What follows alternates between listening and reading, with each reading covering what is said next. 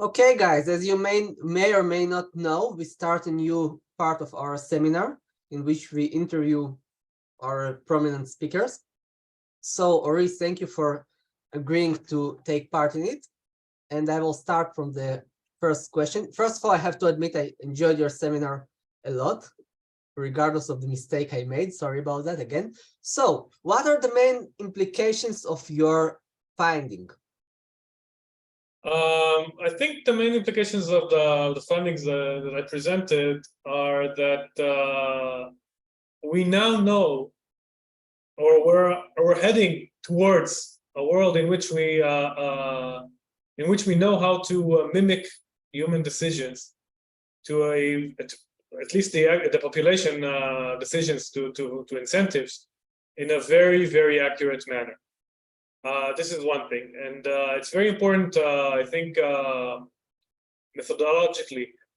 For example, for training AI or for training artificial intelligence that interacts with humans or assists humans, I think that it is important to understand how that we have a model that can actually predict very nicely how people decide when offered several options of with incentives.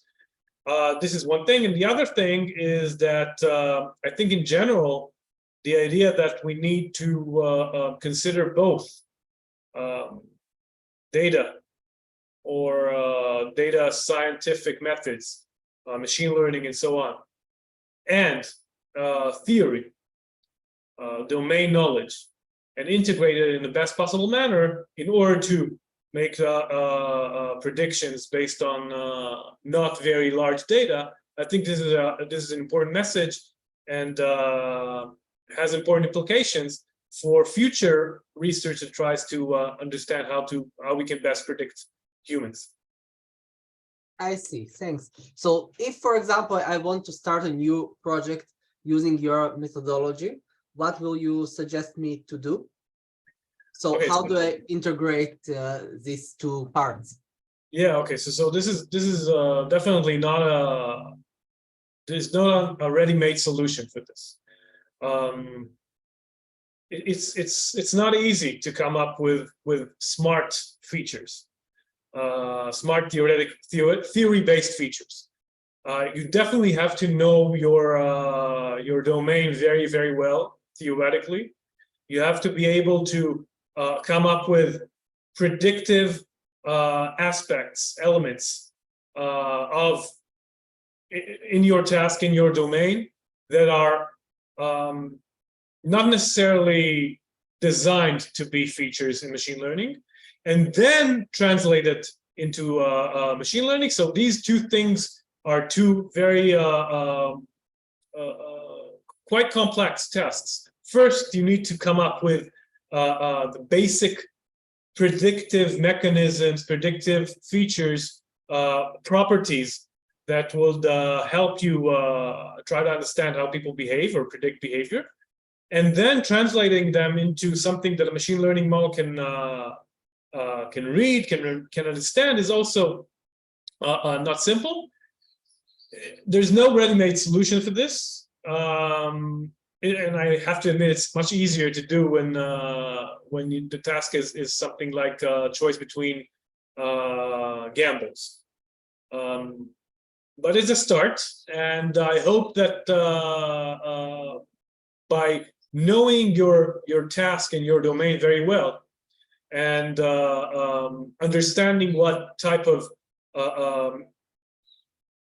information machine learning algorithms can contain as features, this is something that you can do the art of translating that into features. Tell me, please, a related question. So is it a good way to understand it as a process of trial and error, or a process of exploration, the process of deciding which features to take? Or, for example, if I ask experts in the field other than me what they think will be reasonable features to include, is it all reasonable ideas? Okay, so definitely consulting with other experts is definitely a good idea, I think, and trying out features based on others' expertise, others' theories of what's going on would be wise. It can be I guess a process of trial and error. I mean, if your features are not really predictive, and you come up with features that are not truly predictive of behavior, and then you try them out, and you see that your model is not doing such a great job, then I guess that's the trial and error, right? Apparently it's not as been as successful as you hoped, but you should definitely go back to the drawing board and come up with either better features or better theories of what's going on. Why doesn't it work? Is it because you translated the theory poorly into features, or is it because your theories is wrong? So those two levels, two steps: good theories, predictive theories, and then translation to machine readable content.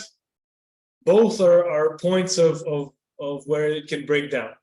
So basically what you are saying, it's not like the common, maybe some undergrad do, common mistake with the regression analysis. You say, okay, I will add as many exploratory variables as possible, and my power will go, my explanation will go up. Yeah. So it depends on the data, on the amount of data that you have. If you have very large data, then often coming up with many features will not be so detrimental. But it is always best to restrict to some degree the features that you're using to some what's called weak learners, stuff that captures something about behavior, not zero, but something. And it's best if this something is not captured by other features that you're using. If you have duplicates and duplicates of duplicates of the same features, then yes, it can hurt your the model's performance. In some algorithms, not all, but in some algorithms. And so you need to come up with features that capture some information, some new information, ideally. I see. This is from my experience. This reminds me, related question, what about features coming from the wisdom of the crowds? What do you mean wisdom of the crowds? If I ask people, lay people, what do they think will be good features to explain the behavior, the question that I'm trying to address? So lay people would need to somehow come up with features that are machine readable, and as I said, it's not an easy task in itself. But let's say that you do have a bunch of I don't know, data scientists that know what it means to come up with features that a machine can read. It's a good experiment to run. I don't know. It's an open question, empirical question. What will happen? I see. Thank you. Okay, so moving to the next question. How can your research, maybe you already answered it, but maybe you want to elaborate it a little bit more. How can your research finding be extended, especially in the domain of decision from experience? Yeah, okay, so I think that my talk ended with showing how the same model can be trained in different data sets and outperform the benchmarks that we have. But I think it's an important future step or next step, not future step, but next step, is to understand how we can train the model without it having access to training data from within the domain that you're predicting, from within the data sets that you're predicting. So, for example, if I could come up with one model that gets some sort of information on the data set, meta information on the data set, what kind of population it has. So the type of population, so is it students, is it M-Turkers, is it, I don't know, whatever affects behavior, and what kind of tasks this data set has, so the distribution of tasks in some way, the maximal, the minimal payoffs, and so on. If I can enter this as information into the model, that it could say, well, given this meta information, my predictions for this data set, for the behavior in the new data set, is whatever it is Y. And I think this is an important next step, because we do want a more generalized model that does not need information on the data that so we want to run a new treatment. We don't want to start running treatments in this new data set and then say, well, given that this is the training set, let's see what it does in other treatments in the same data set. I want to know in advance what treatments will look like in a new data set. And I think this is an important next step and an interesting question that needs to be studied. That sounds very exciting, but I have to admit, sounds very challenging. Basically, do I understand correctly what you are proposing is that the generalizability will be way higher, because I will not need data from the same training set to train the model. Am I correct? Exactly. So in machine learning, there's a guarantee for the prediction error, that if the distribution of the training data and the test data does not shift, so it's the same distribution, then there's a guarantee for good performance. And there's theoretical guarantees and so on. I won't go into that, and I'm not an expert also. But when we come up to a new data set, the distribution basically shifts. If I train the model in one data set, and I'm trying to predict behavior in a new data set, it's possible the distribution of the data set, the distribution of data has shifted from training to test, and we no longer have this guarantee. So if we can come up with theoretically based features of what drives this shift from one data set to another, for example, if we restrict ourselves only, again, to something simple like choice between gambles, what's the maximal payoff in this new data set? What's the minimal payoff in this new data set? How many choice problems each participant sees? How many? What's the type of feedback that they get, and so on. So if we have all these meta features of what drives different behaviors in different experiments, then we can build a meta model that says, well, given that these meta features their values are these, my predictions are that. And so we can maybe train this in this type of more generalizable model. That sounds very exciting. So again, just to clarify, if I understand correctly, this can, for example, shed lights on cultural differences. These processes, if the cultural differences are something that drive differences in behavior across data sets, then that's a possibility, yes. That's a very interesting process. So do I understand correctly? What you are proposing is, in a sense, that we can understand the process without understanding at the beginning the process, by accumulating a lot of data that then can shed light on the process.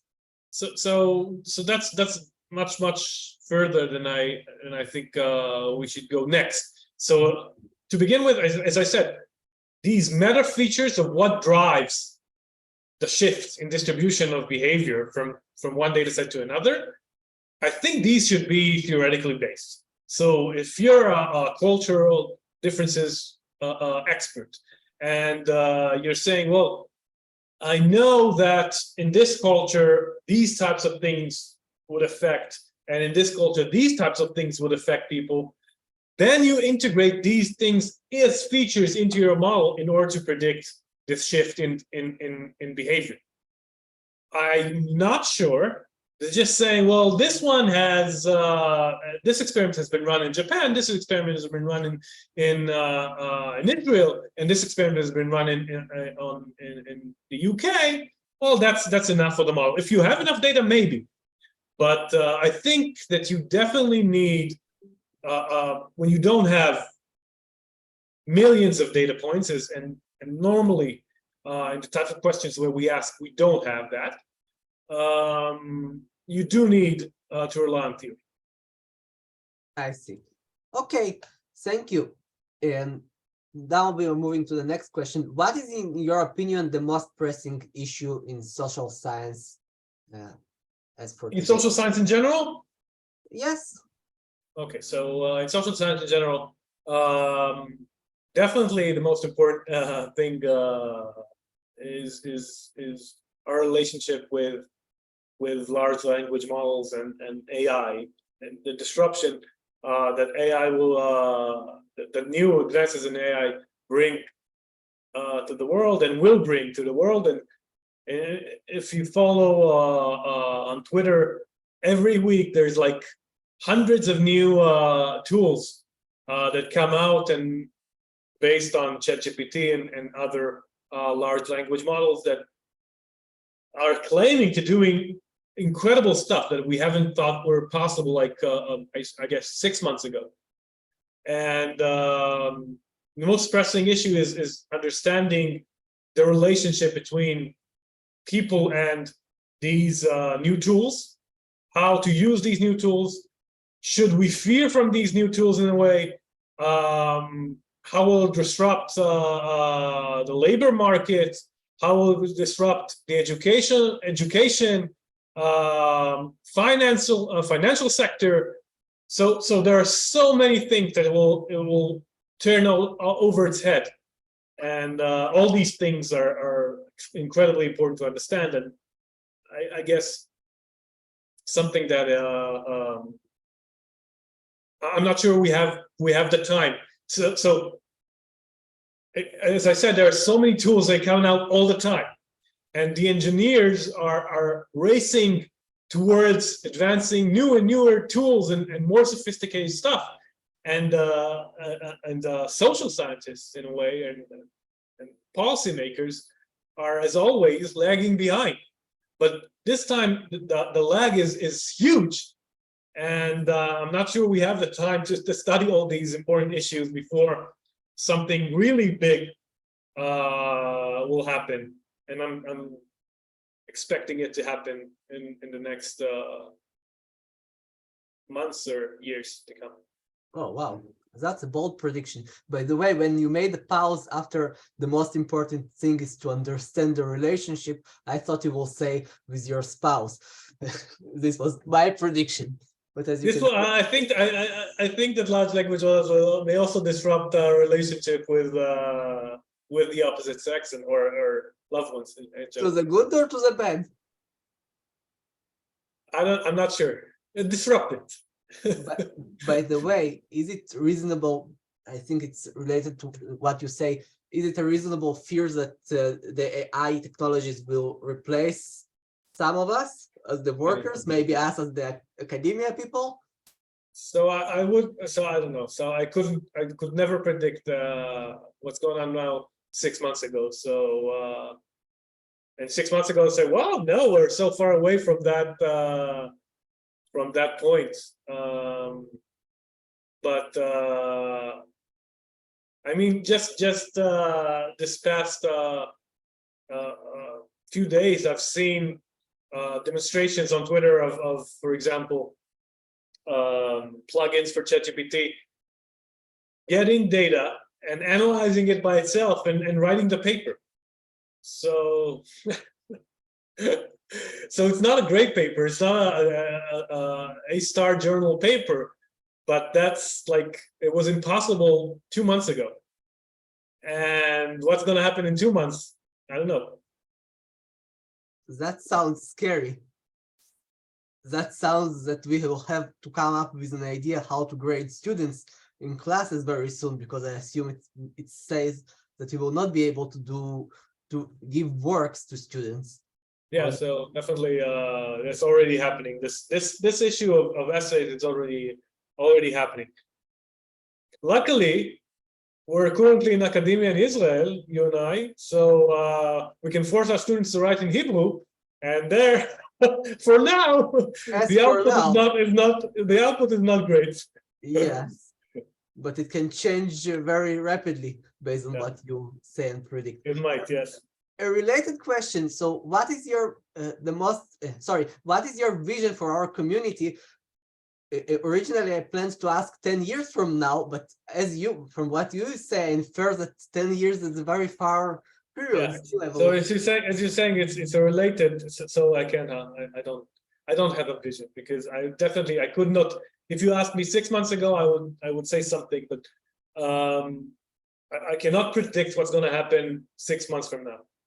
And academia is I'm predicting that definitely academia will have to adapt in radical ways. I have no idea what ways it will be, and so I don't have a vision for what will happen in the future. But something will change. Stuff will change rapidly and radically, and I don't know. I don't know what will happen then. I see. So what are your advices for young scholars who only start their academic career nowadays? Definitely spend time learning how to use large language models to your advantage. So definitely spend time learning how to write effective prompts and how to activate plugins. Perhaps even try to learn how to write plugins for large language models, which I don't know how to do. So definitely, it's so important to be able to coexist with these models and with these tools. And some people will do it, and your competition will do it. And if you don't do it as well, I'm predicting that you won't do as well. I think it's an excellent advice also as an insurance policy. So as we all know, it's not that easy to get into the academic position and stay in academic position. So if things don't go well, I assume your advice, this is something that the industry requires as well. So for that matter, if we go into more in the yeah, I agree. But if we go into contents more, also stuff. So maybe learn data science and learn causal inference, and try to understand. So I think that these large language models can do data science quite well, but what they might not be able to achieve very, very effectively now is an ability to create causal explanations of phenomena. So try to understand how to learn data science so you understand what the model does. Learn data science in a restrictive way such that ChatGPT helps you do it, but then also learn what it doesn't do. Learn also what it cannot do. Learn also these stuff that are much more complex for associative-based tools, such as machine learning tools. Much more complex for them to do because it's not. It requires some sort of theory, which I'm not sure that currently these models have. So beyond using them, understand what they don't do. But is it a fair bet, and this goes back again to your paper, I think, that with enough data, these programs will learn, these algorithms will learn to do virtually everything? So it's only a problem of the amount of data. Is it a reasonable thing to say, or do you predict that there will be always situations in which you don't have enough data, like for example, specific disease, which is relatively rare or whatever? So, so there are situations in which there are not enough data. Definitely, there are definitely situations like this, and I'll talk about that in the seminar talk. I think that policy problems often are not. We don't have much data from that, and then we need theory. The question, but as I've shown, as you increase the data, the sample size that the models have, you need less theory. You still need theory, but you need less theory. So you don't need the prediction of beasts. You need the mechanisms that it holds. So I guess that to some extent,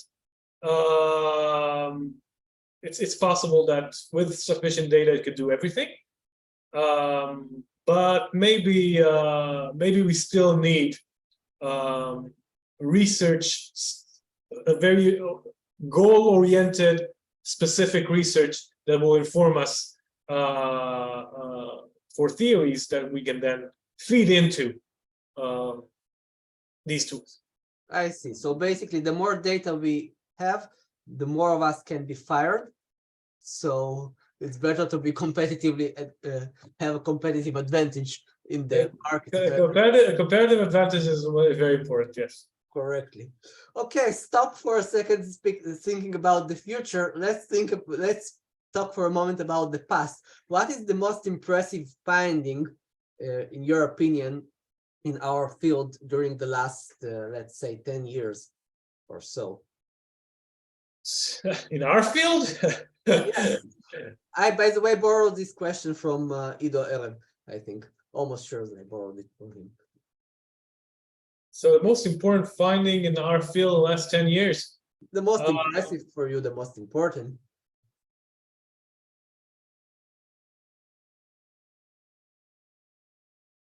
You're thinking so long, and I have to remind you, I published a few papers during the yeah, definitely the stuff that you published are some of the most important stuff of our times. Thank you.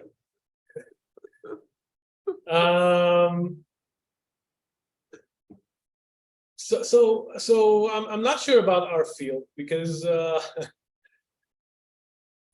you can define our field very broadly.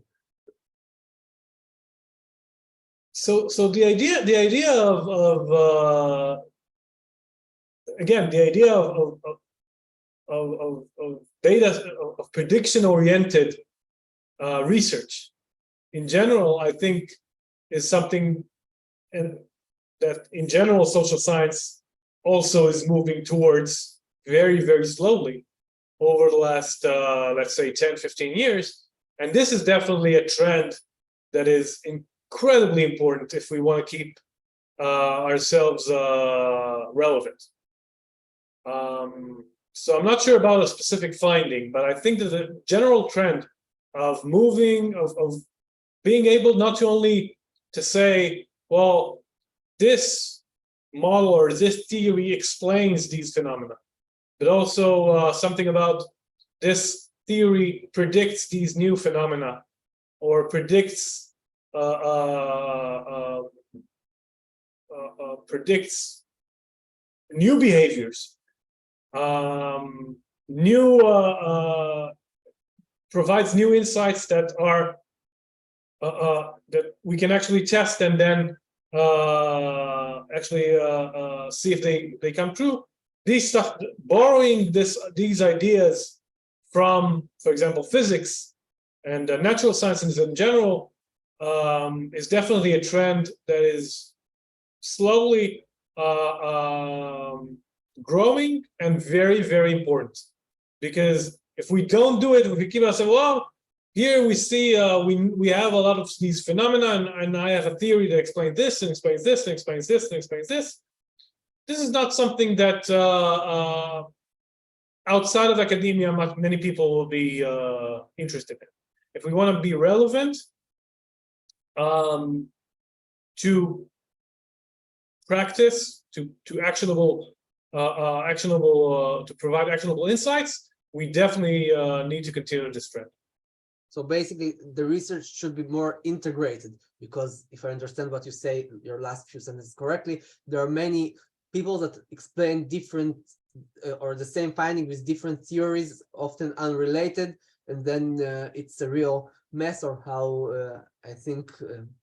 Yeah. So definitely, it's not. Of course, it's not my criticism. Of course, it's an old one, but 1-800 phone number, right? Yeah. So yeah.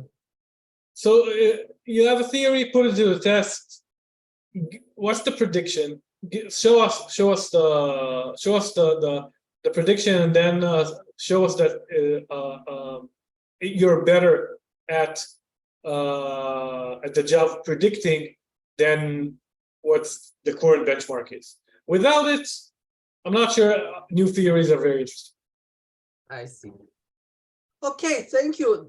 I think the last question for today, what book would you advise our listeners and watchers to read? So you mean outside of Harry Potter's series? Have you read all of them? Yeah, of course. Oh wow, you have a lot of time, or you are reading really Well, fast. I had a lot of time, you know, when it came out years and years ago. No, I'm just kidding. But and also with small children outside of Dr. Seuss. So Al Roth's book, which is called "Who Gets What and Why." I think I'm not sure, but I think this is. I think it's very insightful. This is especially important